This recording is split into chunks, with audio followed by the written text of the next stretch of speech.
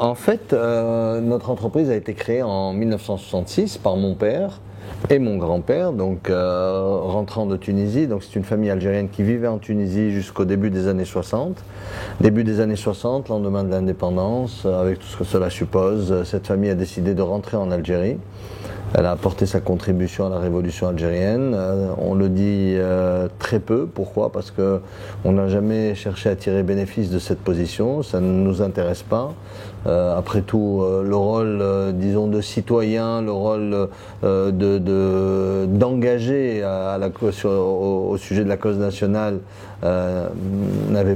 n'a pas besoin, franchement, qu'il soit consacré au lendemain de l'indépendance. C'était le choix de mon grand-père et de mon père aussi, et ça s'est passé comme ça. Donc depuis 66 jusqu'à quasiment la fin des années 90, l'entreprise était gérée par mon père et par mes oncles, mon oncle Saïd, mon oncle Hadi, mon oncle Mohamed, Mokhtar, Hassan. Donc c'est une entreprise familiale dans les règles de l'art, telle qu'on en voit beaucoup dans le monde, puisque quasiment plus de 90% des entreprises sont familiales. L'idée, c'est que la famille était dans le commerce des produits agroalimentaires. Donc, quand je vous parlais du soutien à la Révolution, la famille assurait le soutien logistique sur le côté essentiellement alimentaire. Et en venant en Algérie, mon père s'est dit, on connaît bien le secteur de l'alimentaire, pourquoi ne pas faire justement une usine qui mettent en boîte de conserve ces produits que nous avions l'habitude de commercialiser. Ça a commencé par de la tomate, du concentré de tomate, ça a commencé par de la harissa, ça a commencé par des confitures, il y avait même des champignons, il y avait de l'ail en boîte, de la patate douce, des variantes, donc salaison, des cornichons. Donc il y avait vraiment une variété extraordinaire de produits, bon, que nous n'avons plus aujourd'hui parce que c'est deux métiers différents. Les jus de fruits sont apparus, enfin les jus et boissons aux fruits sont apparus au milieu des années 80, et à partir de ces années-là, on commençait à sentir que le modèle économique de la conserve alimentaire et celui des jus de fruits n'étaient absolument pas les mêmes. Donc il fallait absolument commencer à réfléchir à l'avenir des conserves alimentaires, et ça c'est une autre partie de l'histoire de la famille, puisque on va dire que se sont superposés des questionnements au sujet du développement économique de l'entreprise et la situation et la crise politique qu'a vécu l'Algérie au début des années 90. Pourquoi je dis se sont superposés? Parce que l'entreprise s'appuyait essentiellement sur des approvisionnements locaux de fruits et légumes. L'avènement du terrorisme en Algérie et aussi l'avènement de certaines taxes assez incompréhensibles qui avaient été introduites au début des années 90 par le gouvernement algérien sans explication aucune, ont mis fin à notre approvisionnement local en fruits et légumes. Donc en fait, on a cassé la chaîne de valeur agroalimentaire algérienne, sciemment ou pas sciemment, je n'en ai aucune idée et c'est pas important, mais la chaîne de valeur agroalimentaire algérienne a été cassée, ce qui fait que nous devions reconsidérer notre choix économique. Et notre choix économique, à ce moment-là, s'est tourné vers l'importation de fruits pré-traités. Pas de légumes pré-traités, mais des fruits pré-traités qui nous ont permis de fabriquer des jus de fruits. Donc ça, c'était au milieu des années 90. Et on a continué encore un tout petit peu à faire de la tomate, parce que la tomate, on pouvait le faire localement. Et on a abandonné complètement parce que le modèle économique des conserves et des jus de fruits les modèles économiques sont complètement différents. C'est une autre ingénierie financière, c'est un autre savoir-faire. Et donc on a séparé complètement cela. On a abandonné l'activité de tomates parce que si, logistiquement parlant, ce n'était plus possible de le faire dans cette région est devenue quasi urbaine, on n'était plus possible pour nous de recevoir 80 camions de tomates par jour pour être traités. Voilà, donc fin des années 90, début de la grande aventure des jus de fruits. Elle a commencé timidement à la fin des années 80, on montait en cadence, mais véritablement le modèle économique de NCA Rouiba dans l'univers des boissons et jus de fruits s'est imposé à partir des années 2000. J'ai rejoint l'entreprise familiale en rentrant du Canada en 91.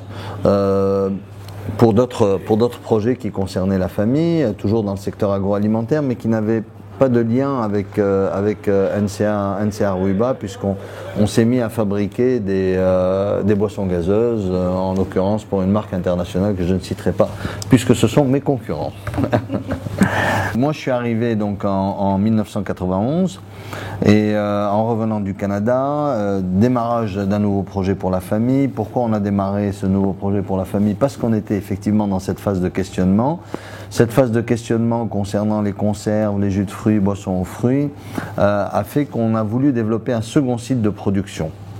Et ce second site de production, en fait, on l'a transformé immédiatement en site pour produire des boissons gazeuses. Moi, je suis arrivé au sein de l'entreprise familiale à ce moment-là. J'avais pas une position claire, nette et précise, mais j'étais un des actionnaires majoritaires de l'entreprise familiale par le fait de mon père. Et donc, à la fin des années 90, étant l'actionnaire majoritaire de fait dans cette entreprise, j'ai proposé à la famille de me focaliser complètement sur cette entreprise, donc de mettre tous mes efforts et mon énergie sur cette entreprise et de laisser aux autres membres de la famille le soin de s'occuper des autres activités. Ce que nous avons fait, c'était un choix consensuel de la part de tous les actionnaires. Ça s'est relativement bien passé et donc le 1er janvier 1999, j'ai pris le contrôle de cette entreprise, le contrôle opérationnel évidemment. J'avais déjà le contrôle au niveau de l'actionnariat. Le contrôle opérationnel s'est fait et depuis on grimpe, on fait évoluer l'entreprise pas suffisamment vite. Pourquoi je dis pas suffisamment vite? Parce que c'est une entreprise qui a besoin en plus de son territoire national, qui a besoin de s'étendre de façon régionale. Et pour le moment, la BI Algérie est devenue trop petit pour nous. On a vraiment besoin d'aller dans les pays voisins, surtout, puisque c'est des pays qui connaissent nos produits. Mais on a besoin d'y aller de façon industrielle, pas en étant exportateur au départ de l'Algérie.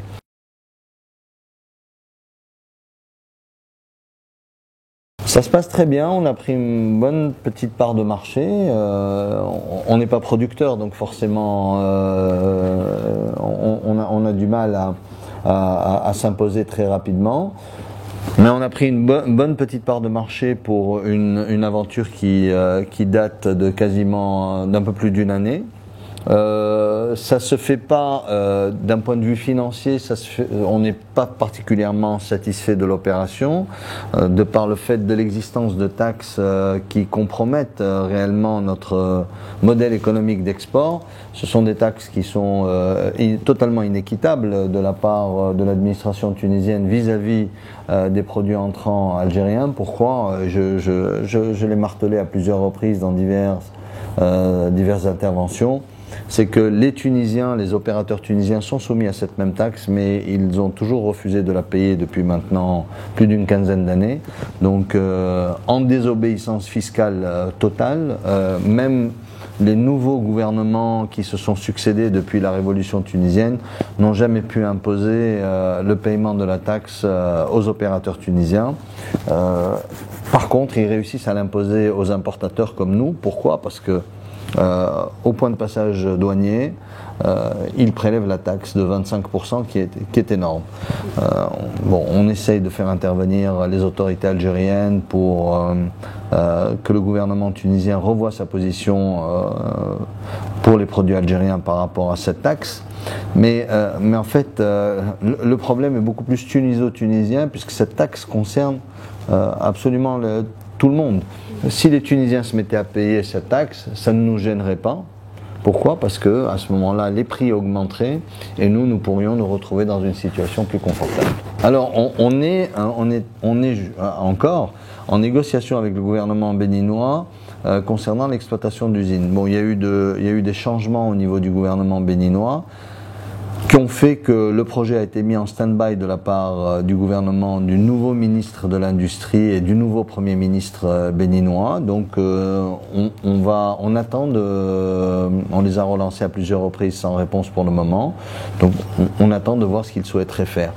Mais même ce projet au Bénin bute quand même sur la possibilité pour nous en tant qu'opérateurs algériens d'intervenir de façon industrielle en dehors de notre territoire. Pour le moment, ce n'est pas autorisé. Je crains que le gouvernement algérien n'instruise pas la Banque d'Algérie pour nous autoriser, même si nous sommes autorisés par la loi, nous avons le droit de le faire. Mais le dernier mot revenant à la Banque d'Algérie, je pense que la Banque d'Algérie, compte tenu de la situation financière de l'Algérie, aura du mal à justifier une sortie de devises pour un industriel algérien pour aller se placer ailleurs. Ça, c'est bien dommage parce que ce sont des opportunités que nous ratons et les opportunités ne se présentent jamais deux fois, surtout dans le monde industriel. Écoutez, ça c'est plutôt, disons, une vision pays. Aujourd'hui, on souffre de l'absence de vision pays. On ne sait pas précisément de quelle Algérie nous parlons pour les 10, 15, 20 prochaines années.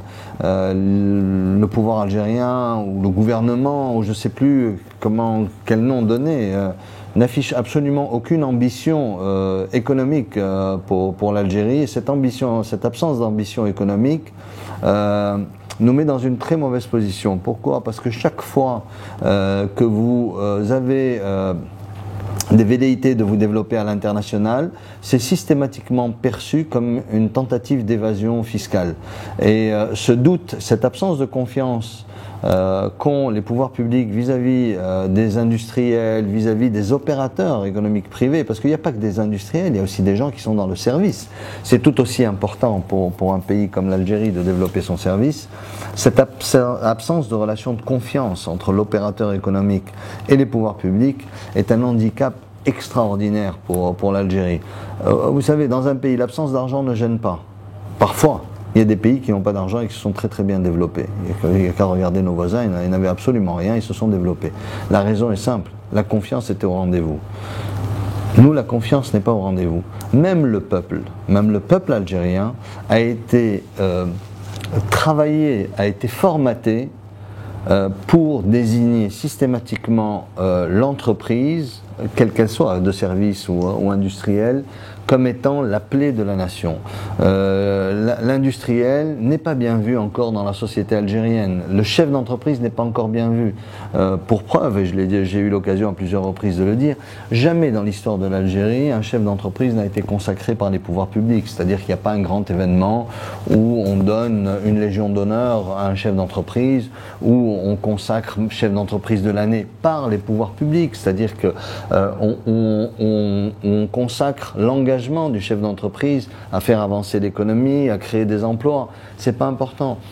De la même façon, une entreprise qui crée 10 emplois en France, c'est une entreprise qu'on regarde et qu'on respecte. Et les pouvoirs publics déroulent un tapis rouge. Ici, vous arrivez, vous dites je vais créer 200 emplois, mais ils s'en foutent éperdument. Ça ne les préoccupe absolument pas, le nombre d'emplois que vous créez.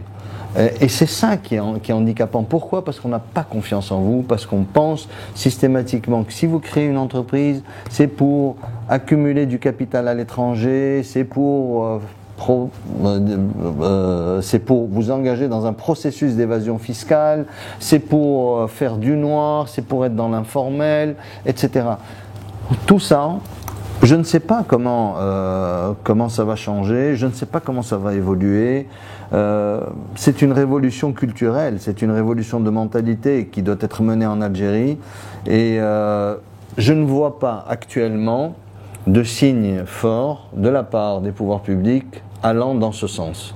Bien au contraire, les signaux, c'est toujours nous avons un problème, c'est nous seuls, pouvoir public, qui allons le régler. Au lieu de dire nous avons un problème aujourd'hui économique, ensemble, mettons-nous ensemble, on a confiance en vous, on a confiance en votre créativité, on a confiance en votre talent, et on va être capable ensemble de sortir l'Algérie de l'impasse dans laquelle elle se trouve. Nous n'avons pas ce type de message, nous avons toujours le message vous les petits-enfants, chefs d'entreprise, vous comprenez rien à ce qui se passe dans le monde, restez dans votre coin, on va venir avec des solutions. Et 90% des solutions, 99%, 99,99% des solutions ne sont absolument pas adaptées à l'Algérie d'aujourd'hui et ne projettent pas l'Algérie dans le futur.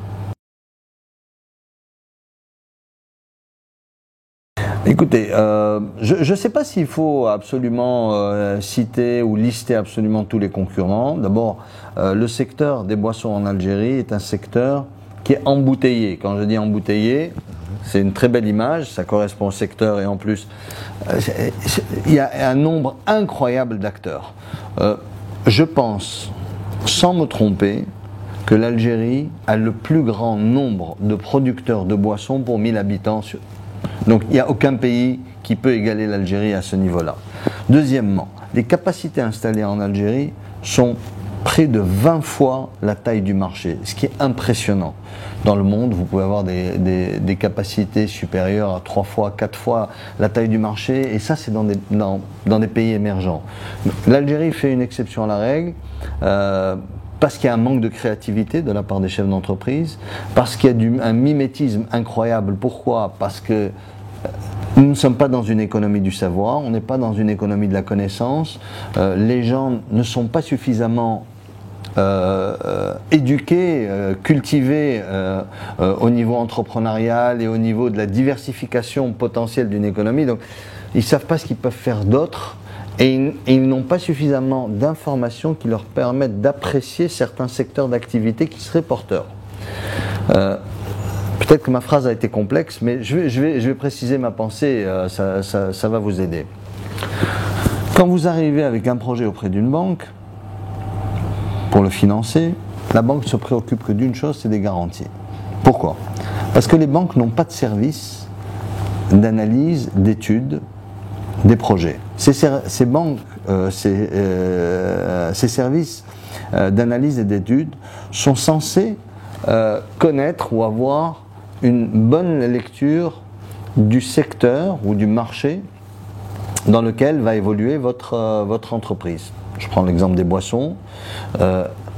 Est-ce que les banques ont une bonne étude du marché des boissons en Algérie? S'ils avaient une bonne étude du marché des boissons en Algérie, aucune banque en Algérie ne financerait plus de projets dans les boissons. C'est impossible. C'est absolument absurde. Pourquoi? Parce que celui qui va financer, en fait, il va donner de l'argent à perte. Pourquoi? Parce que l'acteur qui va rentrer, le coût d'entrée est tellement prohibitif qu'il n'a qu'une seule solution, c'est de casser les prix et de ne pas payer ses impôts. Donc, si j'étais banquier et que j'ai suffisamment d'informations sur le secteur des poissons, je ne le ferais pas. Ça, c'est valable pour tout. Mais les banquiers n'ont pas développé de connaissances d'autres marchés, marché des meubles. Posez une question aux banques. Qu'est-ce qu'ils savent du marché des meubles en Algérie? Combien il y a de nouveaux foyers par an? Combien il y a de foyers installés? Quelle est la qualité du mobilier actuellement installé dans les foyers? Quel est le pouvoir d'achat moyen de ces foyers? Là, il y a 3,5 millions ou 4 millions de foyers en Algérie.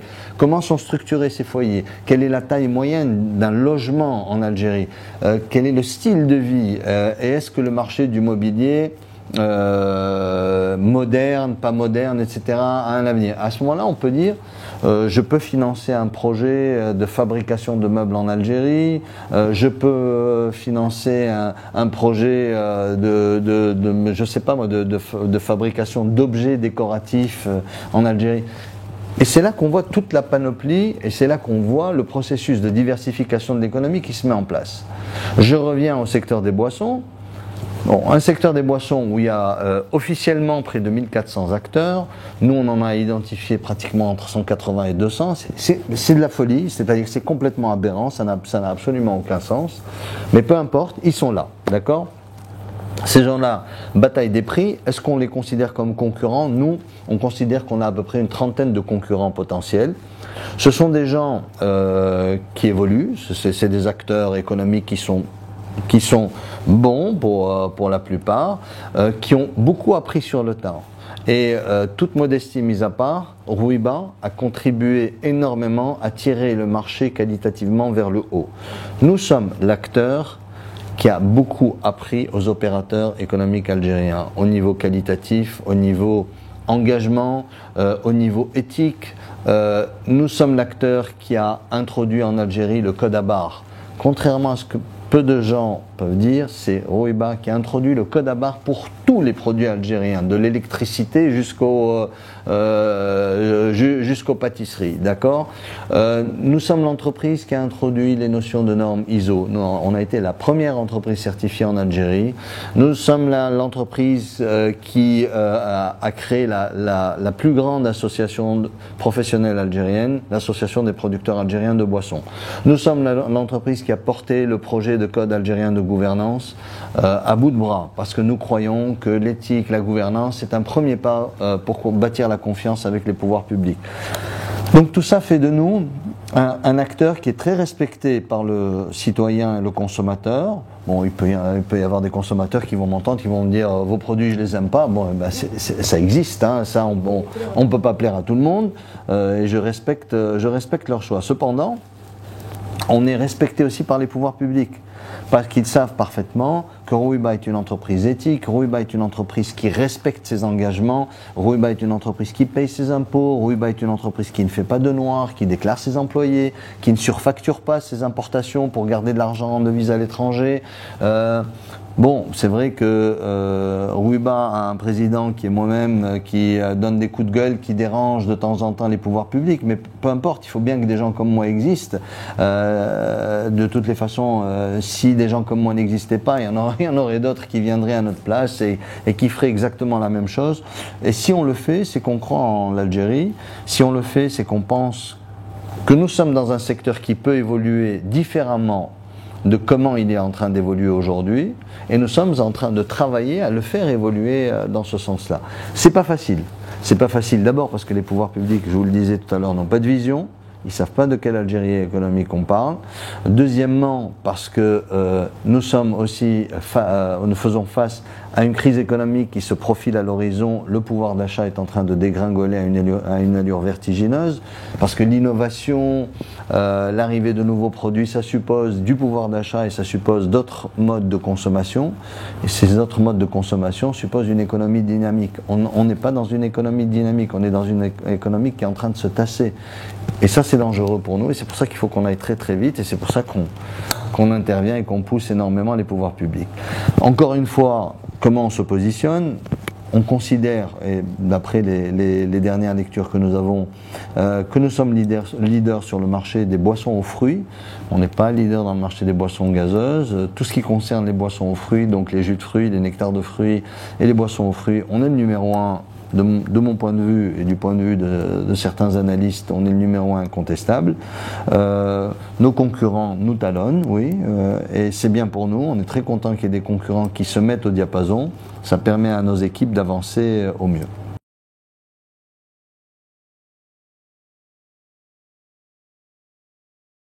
Cette question-là nous préoccupe depuis le début des années 90. Encore une fois, on a été très avant-gardiste là-dessus, puisque dès la fin des années 90, dès mon arrivée, j'ai proposé de réduire tous les ans les quantités de sucre qu'il y a dans les produits. Si je vous donnais la possibilité de goûter à nos produits de l'année 2000 et les produits d'aujourd'hui à produit égal, vous serez surprise de la quantité de sucre qui a été enlevée de nos produits. On continue vers cette démarche. Mon ambition personnelle, c'est de ne plus faire quasiment de produits sucrés. Mais pour ne plus faire de produits sucrés, il faut que l'Algérien puisse s'offrir des purs jus de fruits. Pour s'offrir des purs jus de fruits, il faut un autre pouvoir d'achat. Ça, c'est une. De par le monde, les produits contenant du sucre existent sur les linéaires, et des produits qui ne contiennent pas de sucre, donc des purs jus de fruits, existent sur les linéaires. C'est au consommateur aujourd'hui de faire le choix. Donc on nous demande de retirer. Si on nous demande de retirer demain tout le sucre de tous nos produits, probablement que d'abord notre chiffre d'affaires chuterait de quasiment 80%. Je vous dis 80%. Pourquoi ? Parce que le consommateur dit « je veux pas de sucre », mais il achète le produit sucré. Pas plus tard qu'hier, j'étais face à une machine de café. La machine de café, il y a écrit café sans sucre, café avec sucre, café avec 2 fois plus de sucre. D'accord ? j'ai vu des gens qui étaient debout, ils ont tous appuyé sur café avec 2 fois plus de sucre. C'est un problème de goût, l'être humain est drogué au sucre. L'être humain est drogué au sucre. Comment faire pour réduire? Est-ce que c'est le sucre des boissons aux fruits ou des boissons gazeuses qui est la cause du diabète? Certainement, une partie, mais il y a aussi une autre partie qui est l'hygiène de vie. L'hygiène de vie. Le sport a quasiment disparu des écoles algériennes. Les gens ne font plus de sport. Les gens se nourrissent très très mal à longueur de journée. Donc c'est un tout. Hein. Et puis il y a du sucre partout. Il n'y a pas que du sucre dans les boissons. Hein. Il y a du sucre dans le pain, il y a du sucre dans beaucoup de plats. L'Algérien achète énormément aussi de plats préparés qui contiennent tous du sucre. Même le concentré de tomate contient un petit peu de sucre. Il n'y a qu'un seul petit produit qui est, un produit qui est issu de la production nationale, c'est l'abricot. On achète localement quasiment toute la production nationale d'abricot quand on veut bien nous la vendre. Parce que nous avons, et ça c'est un exemple clair de conflit d'intérêts, un de nos concurrents est producteur de matières premières pour l'industrie et refuse de vendre aux autres concurrents, même si lui est en retard au niveau des parts de marché, au niveau des ventes, il refuse de vendre aux autres concurrents pour ne pas qu'ils le concurrencent. Mais bon, ce qu'il y a de bien, c'est qu'il vend tellement cher qu'il s'est exclu de la compétitivité du marché international, ce qui est absolument absurde, parce que dans l'abricot, l'Algérie pourrait être un acteur mondial qui compte, et rien n'est fait dans ce sens pour le moment.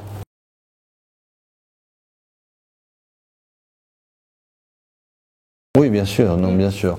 Non seulement on sait, mais l'univers et le monde des jus de fruits est un monde relativement petit, où tout le monde se connaît. 2 fois par an, tous les producteurs et les acheteurs, les vendeurs, les acheteurs, les producteurs se rencontrent quelque part dans le monde et on échange. Et si quelqu'un ne produit pas dans les normes, il est grillé à la fin de la journée, quoi, c'est terminé. Tout le monde dit non, n'achète pas chez lui, il met des pesticides, ses produits sont mauvais, il est tromperie sur la qualité, etc. En plus, nous avons, évidemment, on ne se contente pas uniquement de ça, on a aussi des contrôles que nous opérons à l'entrée, à l'arrivée des matières premières. On a des visites qui sont faites par nos équipes au niveau des sites de production avant, ce qu'on déclenchait avant d'établir des liens de confiance forts avec nos fournisseurs, on déclenchait des contrôles de la part de sociétés de contrôle internationales, il y a Veritas, il y a SGS, etc. Donc ça coûte très cher par contre. Vous les envoyez, il faut un contrôle complet du process de production et de la qualité des produits qui vous sont livrés. Et ça coûte une fortune et nous on peut plus le faire et d'ailleurs on peut même pas le payer au départ de l'Algérie, c'est assez surprenant.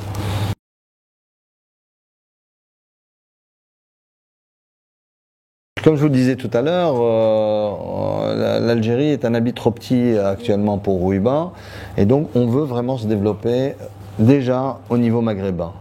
Pour nous, il est très important qu'on ait une unité de production dans les 2 prochaines années au plus tard, soit en Tunisie, soit au Maroc. Priorité en Tunisie parce que nous sommes bien positionnés sur ce marché, parce qu'on a une offre qui répond parfaitement aux attentes des consommateurs tunisiens et on veut aller vite. Le marché libyen est très intéressant pour nous, même si la situation sécuritaire est extrêmement tendue. On reçoit quasiment toutes les semaines des camions libyens que nous chargeons. Ils viennent, ils achètent des produits. Donc il y a pour nous un marché potentiel et ce sont de très grands consommateurs de jus de fruits. Le marché marocain est beaucoup plus complexe parce que le marché marocain est un marché très porteur pour nous. On sait qu'on pourrait occuper une place extrêmement forte, mais la barrière politique des relations algéro-marocaines, en plus de la barrière tarifaire qui est introduite, donc il y a des droits de douane assez forts, à comparer avec les droits de douane des produits européens qui sont quasiment nuls pour ces produits qui viennent d'Europe et qui rentrent au Maroc. Donc on est fortement handicapé, mais j'ai bon espoir que dans les 2-3 prochaines années, la relation algéro-marocaine évolue dans un sens positif pour le bien des populations.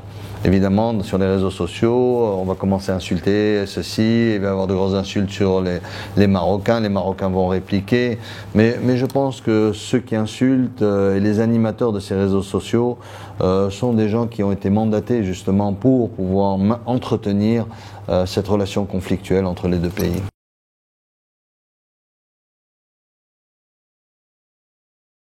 On a quelques nouveaux produits qui vont être lancés. Je ne le dévoilerai pas pour le moment. Je laisserai le soin aux équipes marketing de faire le travail. Je vous disais, cette année, on a lancé ce produit qui s'appelle Excellence, qui a beaucoup de succès. L'an dernier, on avait lancé toute une gamme de produits pour la Coupe du Monde, pour le Brésil, qui ont eu aussi énormément de succès. Donc, on avance. Donc, l'innovation, c'est une innovation produit, de l'innovation packaging, de l'innovation aussi au niveau des process. Mon grand souci, c'est qu'il y ait de l'innovation plutôt au niveau de ce qu'on appelle la chaîne logistique, c'est-à-dire comment arriver à amener le produit au consommateur au moindre coût, en préservant la qualité du produit. Voilà, c'est là où on doit faire beaucoup d'efforts d'innovation. Il n'y a pas suffisamment de technologie dans mon entreprise, même si tout est informatisé. Je trouve qu'on est vraiment à la traîne, et ça, c'est aussi un des grands points faibles de notre entreprise. C'est mon père qui a choisi le nom de Rouiba. Et ben la localité était là. Je sais pas, je trouve que en plus le nom est bienvenu. Ça a dû être quelque chose de spontané. Hein. Il n'y a pas eu de brainstorming de gens sortant de Harvard. Ils se sont pas trop cassés la tête. L'usine est à Rouiba, et ben on va appeler le produit Rouiba. Et puis c'est un nom court, hein, donc ça sonne bien. Par contre, les Européens ont beaucoup de mal à prononcer. Le logo n'était pas comme celui-là, parce que le U de Rouiba a évolué avec le temps. Il n'y avait pas la petite queue à la fin dans le U. Et donc les Européens prononçaient Roviba. Et après, quand on a dit Rouiba, on a toujours trouvé que c'était difficile à prononcer pour les Européens. Pour la petite histoire, j'ai eu la chance un jour d'être sur un bateau de croisière il y a une dizaine d'années, et le commandant du navire donc nous accueille, etc. Je descendais, c'était un Français, un jeune Français. Il me dit: excusez-moi, vous êtes algérien? Je dis oui. Il me dit: bon, moi je suis français, etc. Mais ma mère est née en Algérie, et donc je lui dis qu'il y avait des Algériens à bord et je voulais vous saluer, parce qu'elle est très attachée à l'Algérie. Alors je lui dis: bon, ben, vous lui passerez le bonjour. Et je lui dis: elle vivait où votre maman? Il m'a dit: elle vivait à Rouiba. Alors quand j'ai sorti ma carte de visite et je l'ai donnée, il m'a appelé 1 heure après, le commandant du navire. Il m'a dit: ma mère s'est mise à pleurer quand elle a su que j'avais entre les mains une carte de visite où il y avait écrit Rouiba dessus. Bon, c'est dire que ça peut servir de temps en temps.